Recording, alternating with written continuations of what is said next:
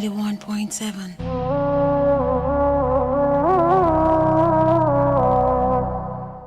محمد نبينا.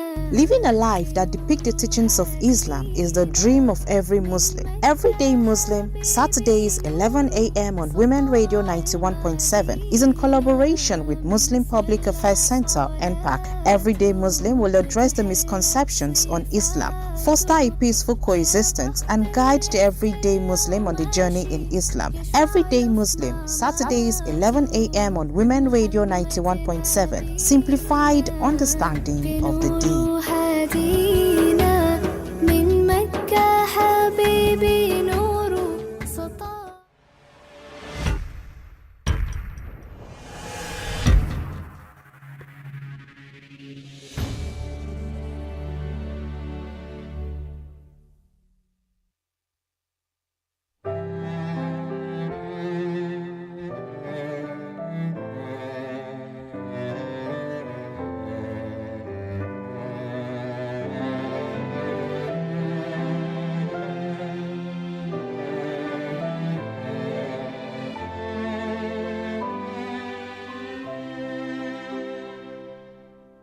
I wonder why you and me fight each other. Don't you see the similarities between us? Take a minute and see yourself in the mirror. You look like me, those eyes, lips, you can't deny. Have you thought about why we look the same? Why we feel the same? Don't tell me it's by chance. Oh, you're my brother, you're my sister. We're one big family. Oh, oh, you're my brother, you're my sister. Just one big family. It doesn't matter. It honestly doesn't matter at the end of the day. What matters is that you and I are brothers and sisters under one umbrella. This is how I'd like to welcome you this beautiful Saturday morning to Everyday Muslim, live on WFM 91.7. You want to get every person you know on the surface of this earth to tune in right now because, subhanAllah, today's show promises to be refreshing. I think that's how I like to keep it simple. Today we're going to be looking at patriotism beyond the pulpit and the minbar. Faith leaders as nation builders. You know what that means. I've mentioned both the pulpit and the minbar, and that only says one thing. We are going to be working with two remarkable guests today, inshallah. They are already here with us. They are joining virtually from their bases. I'm going to introduce first Pastor Jeph Oluwagbemiga. He's a multifaceted personality. He's a pastor, clinical and organizational psychologist, family enhancement coach, mental health advocate, and human capacity development consultant. He brings over 25 years of experience in public health programming with international NGOs across Nigeria. His transformative work spans personal, family, community, and national spheres, fostering a legacy of positive change. He also pastors House of Torrential Grace Church in Abuja. This was launched in 2018 after he stepped aside from a ministry where he had served faithfully for 24 years. Pastor Jeph is a passionate teacher and preacher of the word. He is deeply committed to personal growth and helping people live ready for the Lord. Pastor Jeph has been married to his wife Ayodele for 28 years, and together they have 3 children. He has authored 3 books, with the 4th soon to be unveiled. Pastor Jeph, good morning. Good morning. Good to be here. It's lovely to have you, sir. You're welcome. Thank you.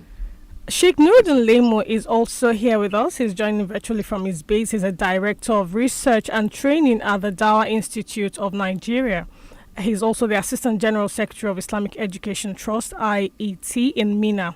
He's a technical advisor at Nigerian Environmental Society, Niger State Branch. He's a founding member of the Regional Center for Expertise in Mina.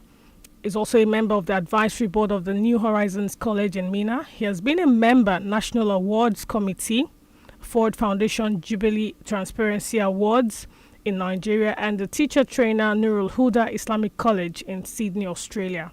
He is a director of the Development Initiative of West Africa, the Interfaith Activity and Partners for Peace, as well as a member of various committees of Jamaatul Nasrul Islam, JNI. He's the Dawah Coordination Council of Nigeria. He's also a member of the Dawah Coordination Council of Nigeria. He was one of those nominated by the Nigerian Supreme Council for Islamic Affairs, the NSCIA, to represent Nigerian Muslims at the last national conference, Confab 2014. Assalamu alaikum, Shaykh. Good morning, sir. Wa alaikum salam. Thank you very much, and good morning, Pastor. Good morning. It's good to have both of you here. Subhanallah. Nigeria is at a defining crossroads as we speak. The nation is grappling with overlapping crises, worsening insecurity across regions, economic pressure that has pushed millions into survival mode, declining trust in our political leaders, and a growing sense of moral fatigue amongst the citizens. In moments like this, Nigerians historically turn to the faith leaders for guidance, reassurance, moral direction, often more than to the politicians or even the institutions that are set up. Nigeria is also, incidentally, one of the most religious countries in the world. Churches and mosques are full, religious influence remains strong. Yet, paradoxically, this deep religiosity has not translated into national cohesion or ethical governance for that matter, or even collective responsibility in the least. Instead, what we witness right now is rising polarization, selective outrage, and a tendency to retreat into religious identities rather than a shared national purpose. This really raises a critical concern. Has patriotism been outsourced solely to the states, while faith leadership remains confined to the pulpit and the minbars? Or is this the moment for religious leaders to redefine their roles as moral architects of the nation, shaping values, courage, accountability, and civic responsibility beyond religious boundaries? And that's what we're going to be looking at this morning. I'm going to come to you first, Pastor Jeph. Nigeria is currently facing insecurity. We've been facing this for decades now. There's economic hardship, and it seems to only get worse. It's not looking like there's hope at the end of that tunnel. We can't see that bright light. There's a deep trust deficit. At this critical point, what should patriotism look like for faith leaders beyond preaching, prayers, and public declarations of faith? Well, thank you very much for this opportunity. Sheikh, good morning, sir. It's good to be on the same platform with you. I've always seen you online. My pleasure. On the same platform. It's a great honor. Wow, that's a very tough question because that's exactly the situation, and we can't run away from it. We can't shy away from it. But I would think that the safety of the commonwealth of humanity should come first, because we are first of all human beings first. Somehow, some way, we find ourselves polarized by several things, including religion.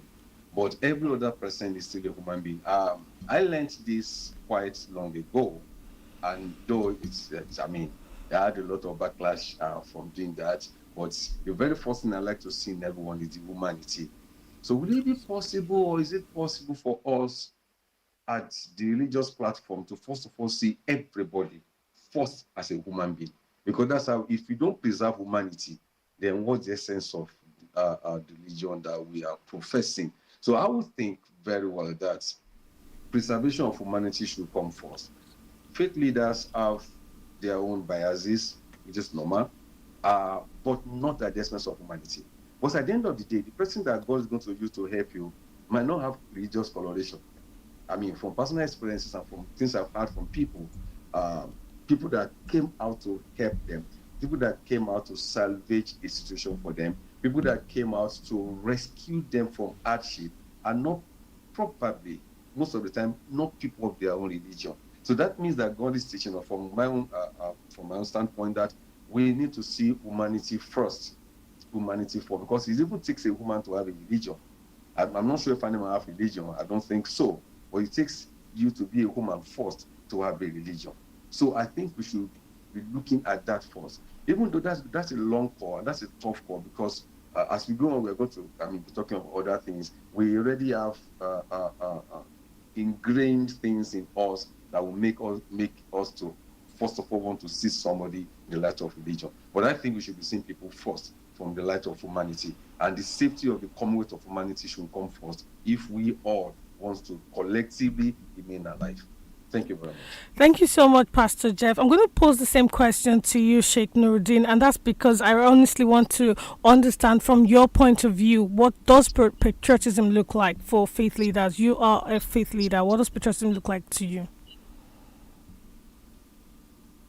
Firstly, thank you very much for having me on the program. A great pleasure to meet Pastor also. And, I think I'll just be repeating in different ways what the pastor has just said. These are areas of common ground between Islam, Christianity, and humanity living with moral virtue. Patriotism definitely has to move from symbolic piety and commitment to Nigeria. It's not about just a flag. It's not just about a passport and an identity. I am Nigerian. Yes, I am that also, but not just that. There is a moral responsibility that faith is supposed to infuse in me so that I play out my Nigerianness with ethics, with a concern for fairness, rule of law, honesty, and respect for institutions that try to make sure that these virtues live beyond our lives, that these virtues are more impactful. That's why we set up institutions such as government, etc. So definitely the need to go beyond just praying for Nigeria. One of the litmus tests our scholars tell us of Iman, of faith in God, is Amilan Salihan. Like every verse that talks about the need for faith in the Quran is followed immediately by the need for good action. So it's not just I pray and just that vertical relationship between me and my creator, but the horizontal relationship between me and creation. And so I would say the litmus test of whether you really have faith or not is the degree of fairness and compassion you are ready to show creation. We are taught as Muslims that the maqasid, or the objectives of the Islamic way of life, is the preservation, the promotion, the enhancement and protection of faith in God, that people should be free to worship God. There's no compulsion in religion.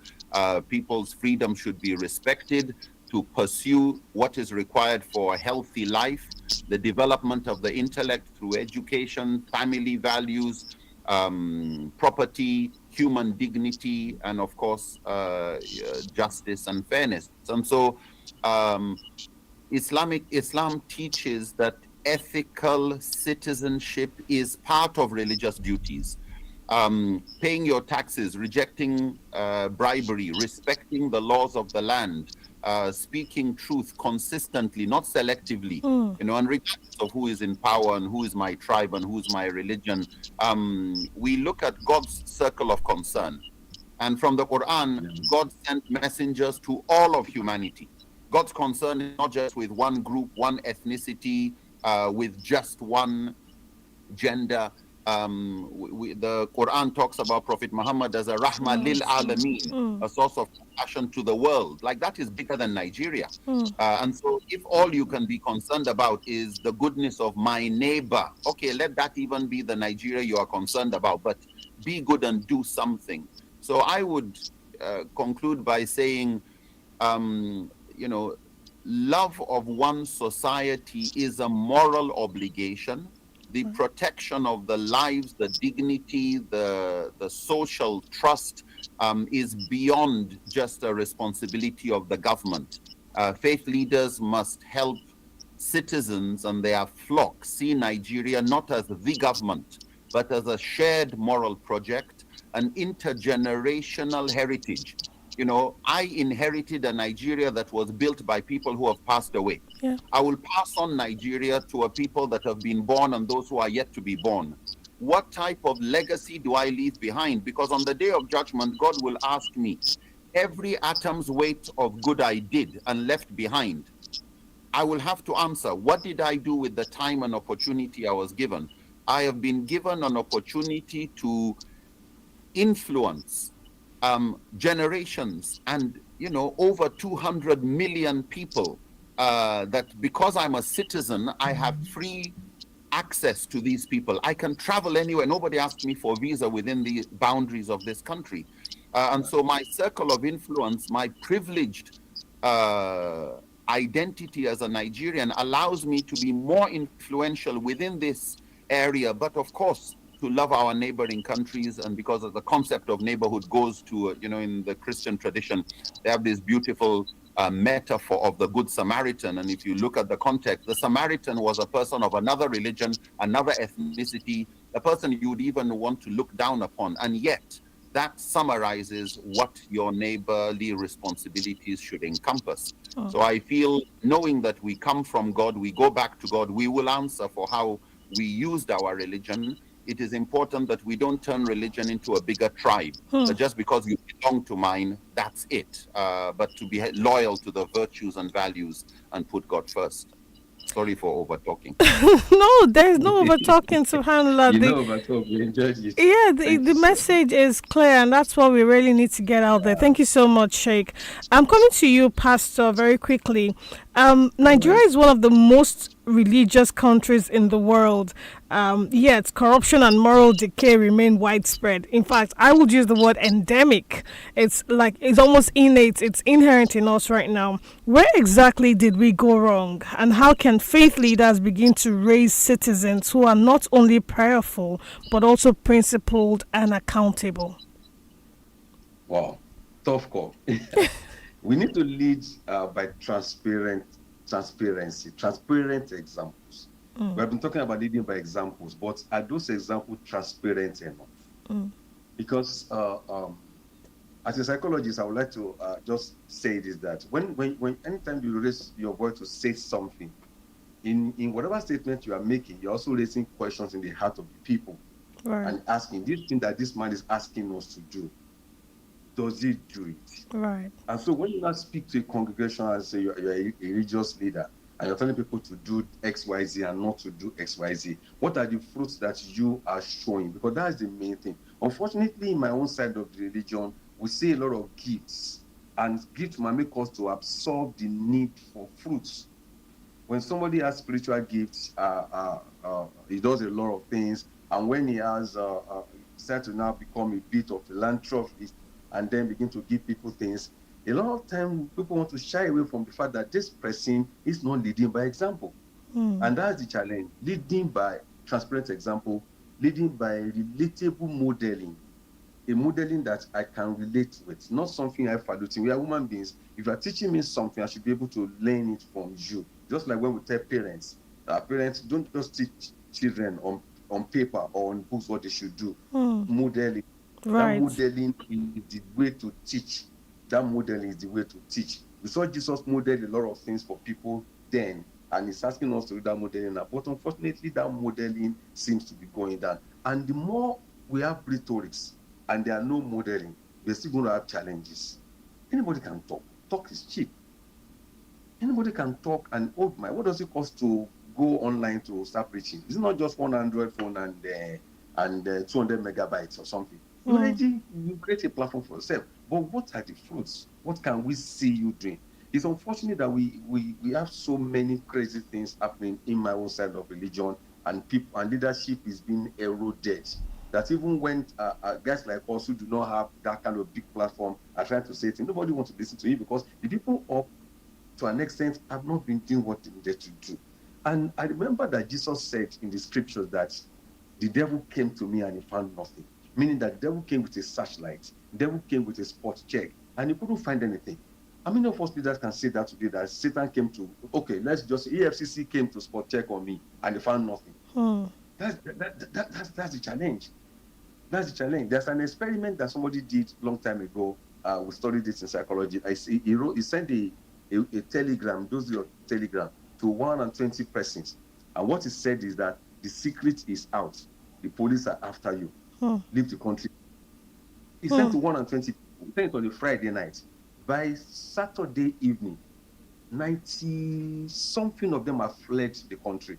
Now, if they send that to me or send that to Shaykh, we not ask, what did I do that I need to run? Hmm. Okay, what did I do? Who is running after me? What did I do? If you do something, you will run. If you don't do anything, you say, let them come, I'm here. So that until we get to that point, honestly speaking, I am as grieved as you in a whole lot of things that happens to my own side. Because it's like, what are we going to do? And that is creating problem for the entire Nigerian system. Because now everybody's saying, no, don't mind the person. He has blown. It's the only person who have not blown are telling the truth. Those who have blown are not telling the truth. It shouldn't be like that. So we should come to the point of relatable modeling so that we can teach values and priorities. Right. Priorities needed to be taught also. Sheikh mentioned morality. Yes, morality needs to be taught, and then priorities need to be taught also. Thank you very much. Let me stop here for Sheikh. Yes, thank you so much. I was going to ask Sheikh if he had one or two more things to add to this. Basically, how can we raise the next set of citizens who will be accountable, who will be principled, in addition to what Pastor Jeph has said? I mean, Pastor Jeph has talked about transparent leadership, do as I do, not as I say. So actually model what you're saying. Anything else you'd like to add, Sheikh? Well, yes, thank you very much. And I agree with everything that the Honorable Pastor has mentioned. In addition, I think we need to, as religious leaders, make sure we do not teach religion as if religion is just about identity and theatricals and the dressing and the symbolism without the ethical, moral core that religion is supposed to change in human beings. And so, we teach a lot of rituals without sufficiently teaching transparency, integrity, accountability, respect for the public trust. Many sermons focus on personal salvation. How do you get to heaven? As if that's all God cares about, as if social ethics and social responsibilities do not really matter. And sometimes even when we come to condemn corruption, we look at it as something out there, as we don't look within our own communities, as the pastor mentioned, within the Muslim community. To be honest, so long as you are human beings, any talk you want to talk about the splinter in the eyes of the other, there's always the log in your own. To borrow a biblical metaphor. So the dishonesty in our communities, we need to talk about those. The ethnic and religious favoritism. We seem to see wrong that was done by others. We seem not to see wrong done by ourselves. If you're not careful, we end up evolving to become the wolves in sheep's clothing. People who talk about we care for the whole community, whereas in reality, we really just care about ourselves. And so faith leaders must not just preach forgiveness of corruption. No, preach consequences, preach justice. Like, why do we care about, okay, we should forgive the perpetrator? Well, how is that helping the victim? We should be more victim-centric. And if it's victims you are looking about, then you cannot be tolerating impunity. We should teach about dua and prayer, but not look at it as it replaces social responsibility. We are told by the Prophet Muhammad that you should tie your camel and pray God to help protect your camel. In other words, not just about we will pray for Nigeria. What are you doing? If we look at some of the conditions that the Prophet Muhammad, peace be upon him, gave for prayers to be answered, is your source of income and livelihood pure? You can't be corrupt. You chopped corrupt money and somehow you're expecting that God is on your side. And so to emphasize that religion teaches and treats corruption as a moral crime, not just a political inconvenience. It's not just bad for Nigeria. It's bad for your own soul. And that when we are raising children and speaking to our population, it's not just to teach them to ask, is this right or wrong? No, but knowing right and wrong. Even Satan knows the difference between right and wrong. It's doing right and not doing wrong. It's not just can I get away with it. If not, in all honesty, if you say I know there's God, I know there's a hereafter, I believe in the following thing, well, even Satan will say, me, ma, I know that one. Right. It's not about knowledge. It's does this knowledge translate into making you a more morally upright asset to community? Are you an instrument of God's compassion, or are you just there as another parasite of society, claiming good, talking good, looking like a harmless sheep, but you're actually a wolf in sheep's clothing? Thank you. Sheikh, I'm going to stay with you because I'm glad you talked about these corrupt leaders, and that's because they're from us, anyways. So we Nigerians, a lot of us believe that religious leaders have enormous influence. But why aren't you facing or confronting the powers? We feel that you, the religious leaders that have so much influence and power, are not wielding it enough. We think you avoid confronting power. Is that the case, sir? Well, one of those challenges is when we use language like you and we when we put everybody together. Our prayer is that as Nigerians are diverse, so are religious leaders diverse. But you have an important point, to whom more is given, more is expected. If you understand religion better, when we expect to see greater morality, wisdom, ethics coming from that direction. Unfortunately, every good thing has a counterfeit. Again, not to stereotype bad people, we all have an element of our dark side too as human beings, and we never.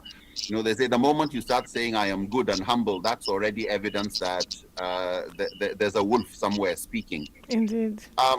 When it comes to our silence in the presence of corruption, generally religion actually teaches silence in some areas, but it's, there's what we call righteous indignation, where you are intolerant to certain things. And there are areas where silence is good, silence is serene, silence can be wisdom, but also silence can be complicity. Silence can be a bystander, cheerleader of bad going on. And when you're quiet about it, it gives people confidence to carry on.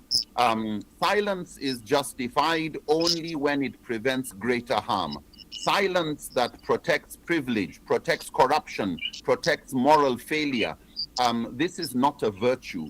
And so there's the need to distinguish between where I am being quiet while I look at a strategy, because unfortunately, you need to have some kind of both strategic restraint, but not cowardly avoidance.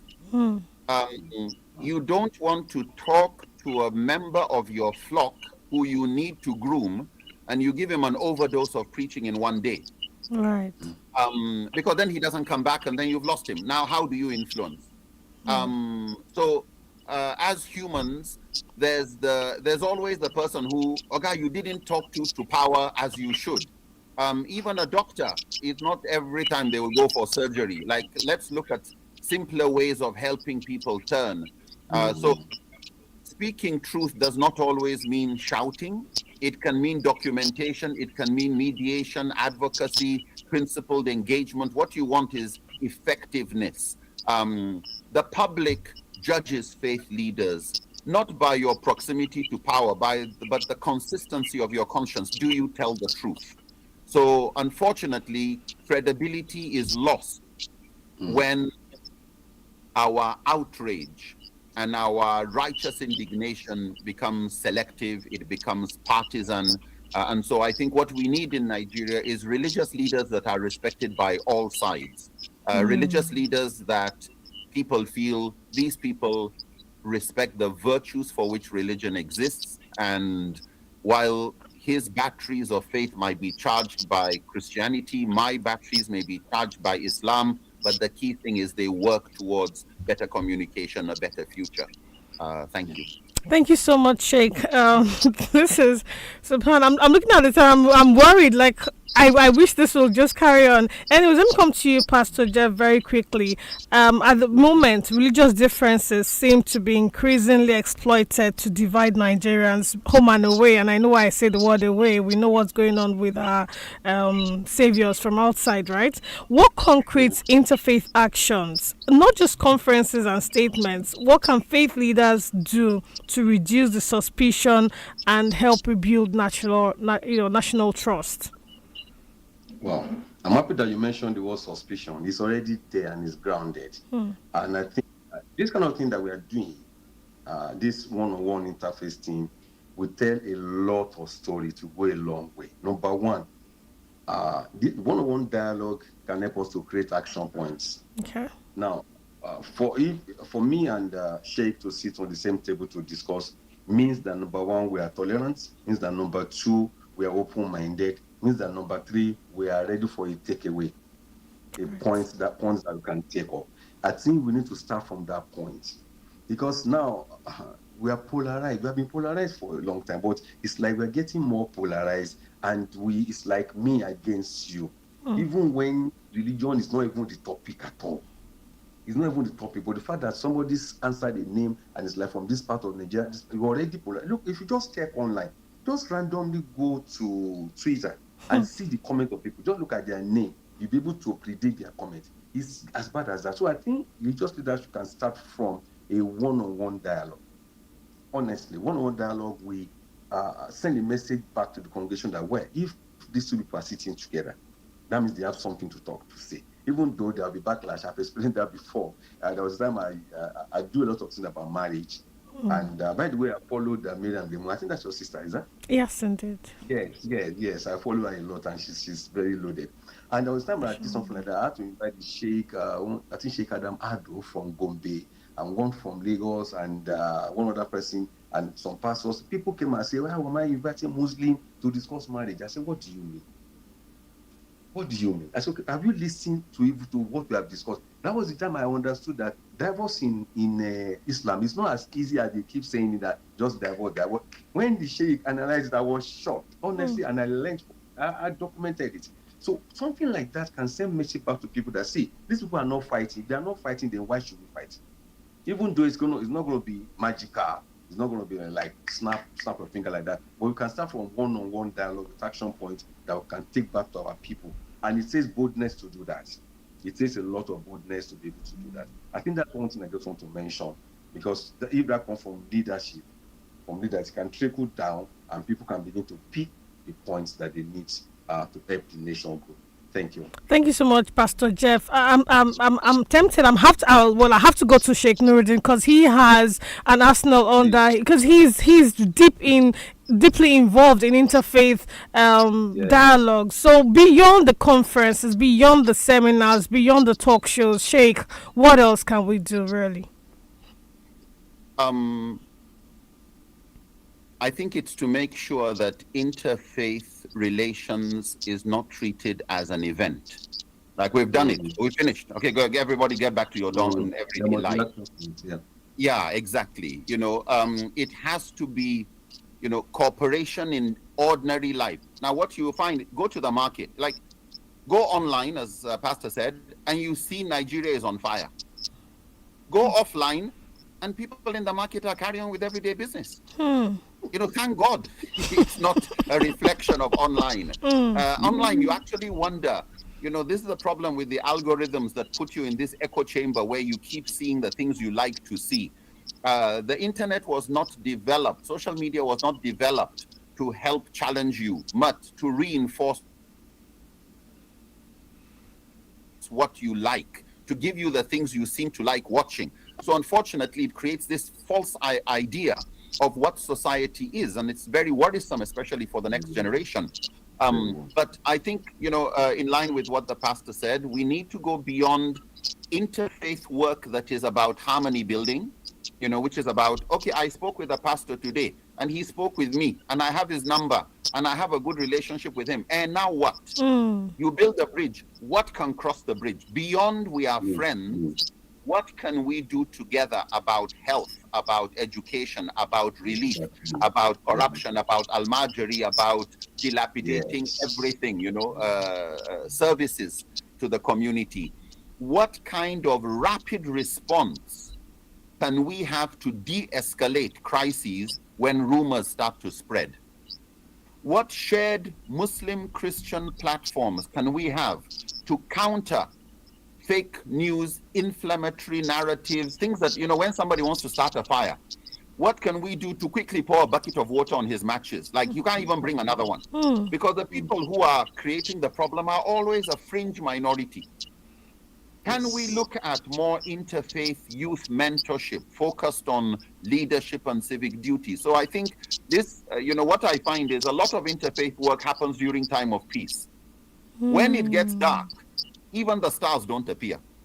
Whereas when we are in times of tension, like now, and I'd like to congratulate MPAC for this initiative, this is when we need the bridges we have built to start performing functions Okay. when people need to hear something, standing together in moments of tension.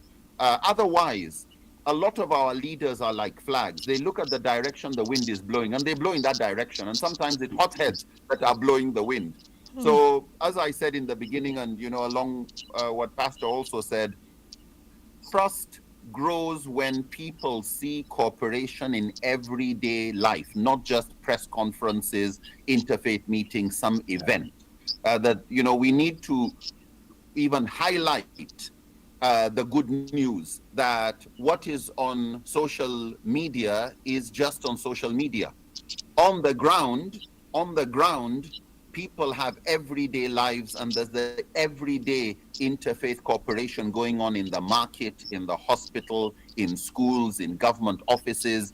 The danger is when people start wanting online to go offline. That is more worrisome.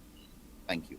Thank you so much, Sheikh. I'm going to come to you, Pastor, and it's just directly off of what where Sheikh landed. We're in the heat of this Christian genocide narrative, and it has gained global traction. How can Christian leaders advocate for justice and protection of lives without promoting the exaggerated or misleading narratives that further polarize this nation? Interesting. Even among us, there are people are throwing tantrums on the use of the word genocide. And that was what made me to go and actually go and look for the meaning. How did it originate? And what does it mean? What does genocide actually mean? What entails genocide? Because if you follow the media, people in the north are different. We are different. People, Christians in the north are a bit different, so to say, in terms of approach than we that are in the south or whatever. And that is a bit of dichotomy. But when it comes to the genocide thing, what exactly does it mean? When I started reading, I found that, okay, what is the intention? There have been killings, there can be wars, there can be a whole lot of damages done to people's life, but what's the intention? So if we now say there's genocide, though, there's not genocide, though, I don't want to talk about it. I want to talk about, okay, what is the way forward from here? Because if we still argue about it has happening, it's not happening, we will lose time. What is the way forward from here? Number one, I don't think we should say in such a way that it will not make somebody to go and carry cutlass and look for the next neighbor to kill. No. If we say it that way, then we are not truthful. Even Jesus will not do that. Something has happened, yes. How do we now change the narrative? How do we work on the mindset of our own people, not to see that next person as, or not to see the person and then revenge will now stay up in you to do damage to that person, or to stop somebody from getting what the person needs to get by right or by qualification, just because we think something happened, which actually happened, but now do we want to prevent or not? I want to be able to talk about my own experiences, because it's difficult to speak for other people in this. And unfortunately, our Christian bodies we don't have a single mouth on this. We don't have a conclusion, meaning that they have not sat to meet at that leader's level to come out with something that is joint. Everybody Right. just come in and say his own. So that puts people like us on a kind of polarization. You don't even know what to say. But I think that, okay, it has happened, it has happened. How can we prevent? Our children are seeing this thing. Our young people are seeing this thing. Do we want them to carry ammunition and start killing each other? Would Jesus be glorified for us doing that? Mm. So that is the point, because we should look for solutions. Yes, while looking for solutions, we should also review what has happened and say, okay, what are the errors? What are the assumptions?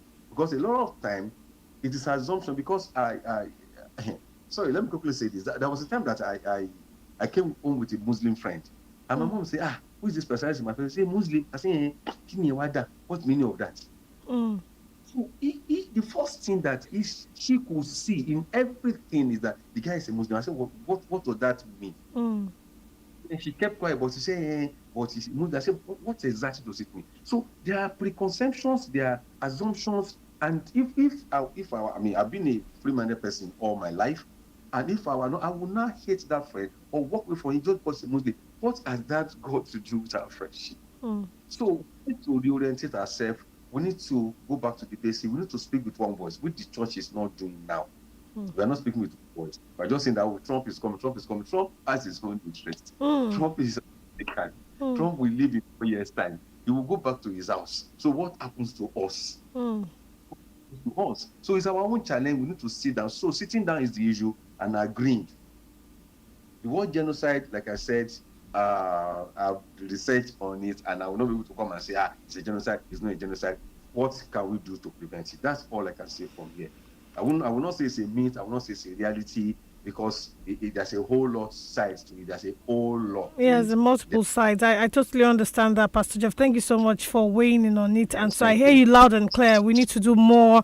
We need to show up more as a united front from either sides of the divide. I hear you loud and clear. Thank you so much, Pastor Jeph. I'm going to come to Sheikh very quickly, because as the Christians are shouting Christian genocide, we Muslims also feel marginalized. We feel unfairly profiled in discussions around security. Just because I don the hijab, I'm automatically labeled a terrorist, right? How can Islamic scholars more deliberately counter false generalizations whilst also confronting internal challenges that these extremists exploit? Sheikh, sir. So firstly, we definitely must reject all false generalizations without denying real problems. The way it starts, and Pastor gave an example, it usually starts with a stereotype where you have a box you have put somebody in. He is not like us. She is not like us. You forget their essential humanity. So it starts with a stereotype. And if you don't put the problem of stereotype, if you don't straighten that problem, it evolves to become a prejudice. And if you allow prejudice and normalize it, it starts to become discrimination. If you see discrimination and you do nothing, it starts becoming unjust. And if you leave injustice is one of those things that is unsustainable. Somebody will correct it through violence if you don't do it through peaceful means. So when we see violence, and we want to blame the violent youth, the violent Christian, the violent non-Muslim, the violent Muslim, the violent whatever, ask yourself, how did it get here?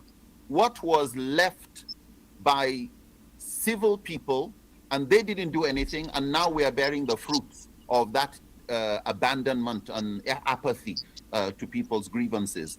So yes, we must reject false generalization. We must defend the majority. The majority of Muslims, majority of Christians need to be defended from unfair collective blame.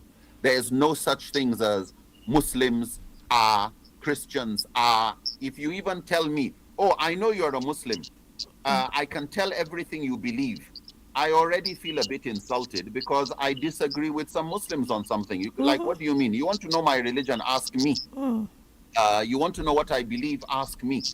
So yes, we should defend the majority from unfair collective blame. At the same time, confront extremist ideas clearly and publicly, not denying we don't have our own extremists, not denying our extremists don't have victims on the other side.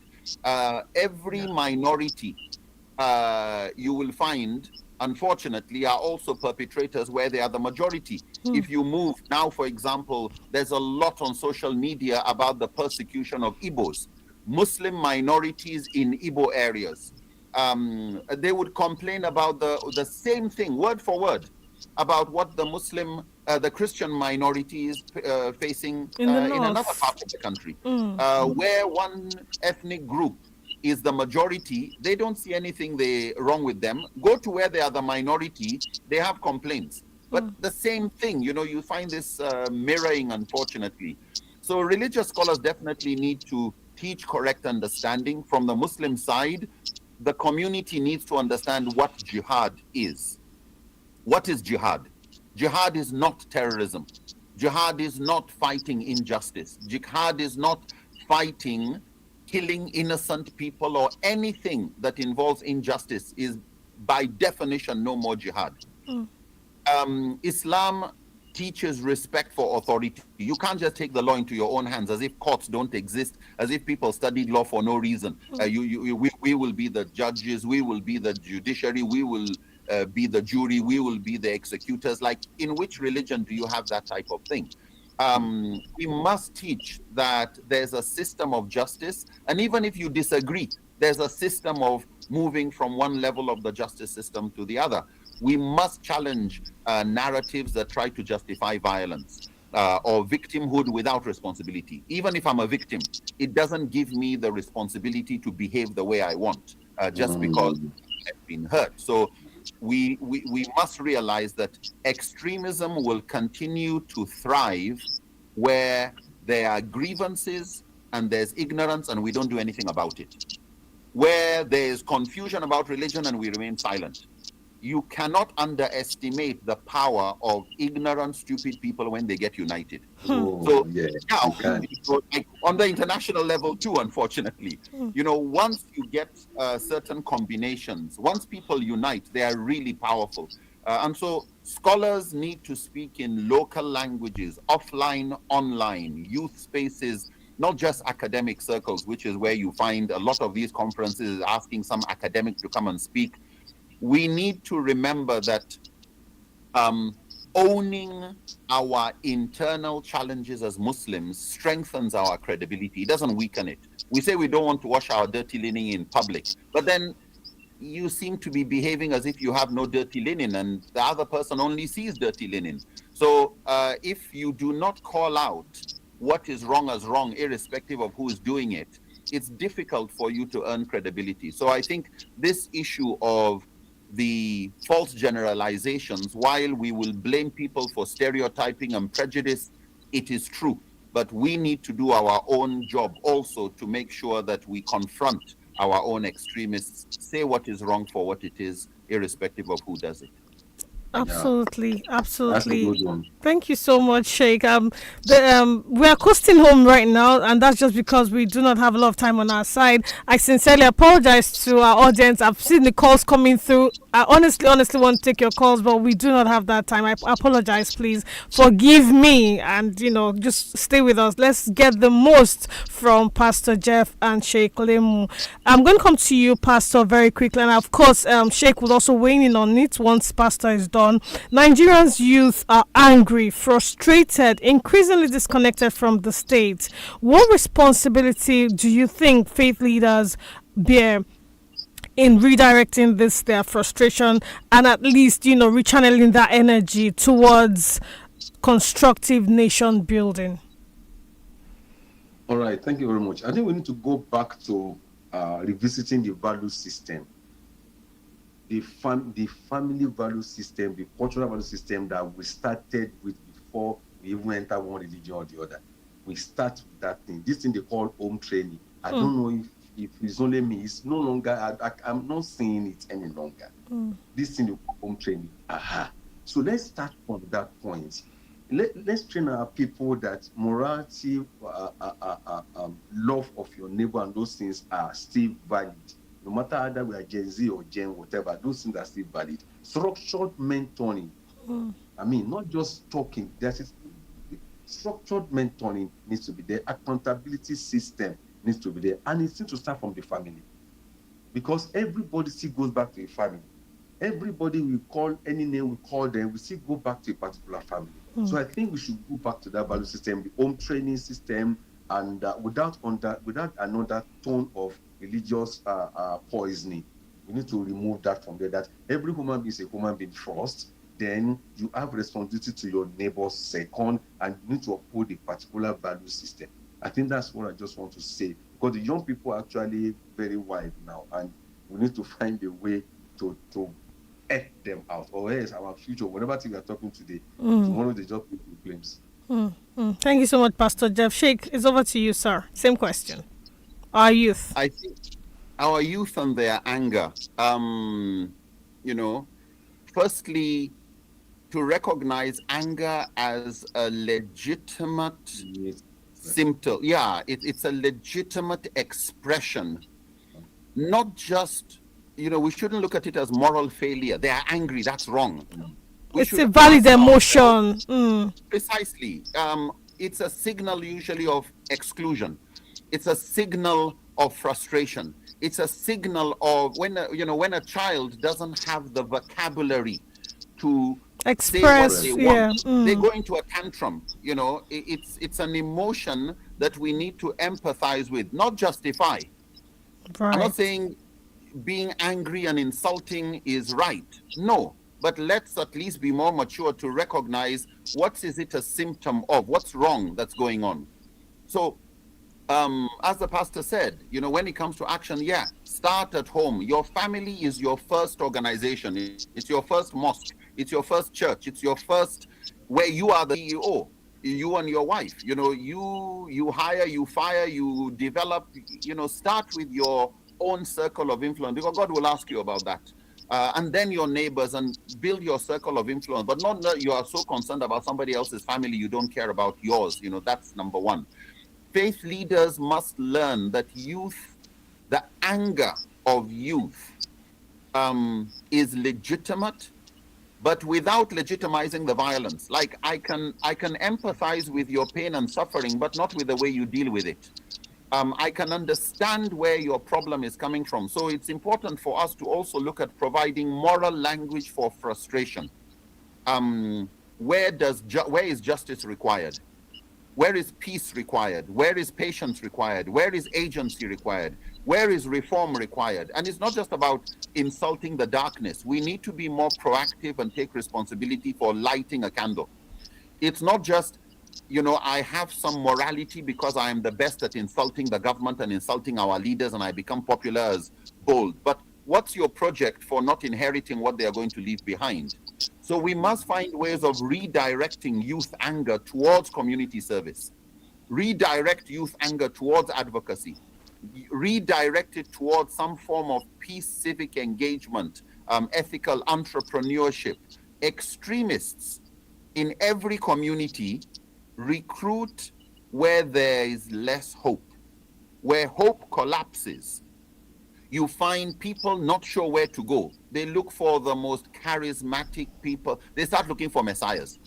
And unfortunately, the messiah may be a rebel without a cause. He may be somebody who knows how to mobilize. But when you say, where exactly are you going with this? You've broken the law before you know it, and before you know it, you're on the run. So I would conclude with what the pastor mentioned, the need for faith leaders to mentor, not just admonish. We need to listen to our youth, not just lecture them. We need to redirect anger towards purpose. That, fine, it is justified, but instead of just a fire that didn't heat a pot, how can we put that youth fire towards something productive? Fire is good, too much burns, but when managed well, for the right purpose, in the right direction, expressed in the right way, fire can actually be a virtuous thing. Thank you so much, Shaykh. This is a yes or no question. So yes or no from both sides. Do you think faith leaders have done well to defend the broken nation? Is a yes or no? And that's because it's going to lead to many more parts to this episode, inshallah. Pastor Jeph, yes or no? Have faith leaders done enough? More of no than a yes. Okay, political answer. Thank you. Shaykh Nurudeen, Lemu, have faith leaders done enough? from enough? your side? No. There's always room for improvement. But Of you know, your course. question is like, will you stop beating your husband? Yes or no? Well done. Thanks for cornering me like that. Yeah. But I get where you're coming from. Yes, thank you so much to you both, and inshallah ta'ala, to my audience, we've wet your butts, and I think I can put it on MPAC on their behalf of MPAC and WFM. I believe this will be a step in the right direction to do more of this. I think there's a challenge from Pastor Jeph and of course Sheikh Nurudeen, not just a talk show, not just the conferences, not just seminars. So next time we're convening, we'll be talking about action points, and then next time we're convening, we're going to be sharing scorecards and all of that, and that's what we're going to be looking at this year. Fortunately, we just started the new year, so I think it's a very, very good way to start the year. Thank you so much, both of you. Regards to your families, and that's the note I would like to end today's episode of Everyday Muslim. Join us same time next week when we bring you another bumper package of Everyday Muslim. I leave you in the hands of Maher Zain. We're one family, really. Mariam, thank you so much. Harrison, Benjamin, you guys made this all work out. Thank you so much. We'll see you next week, inshallah. Masalam. Thank you. Thank you, Thank you, Pastor. Shaykh. All right. My gratitude. Thank you, sister. Thank you.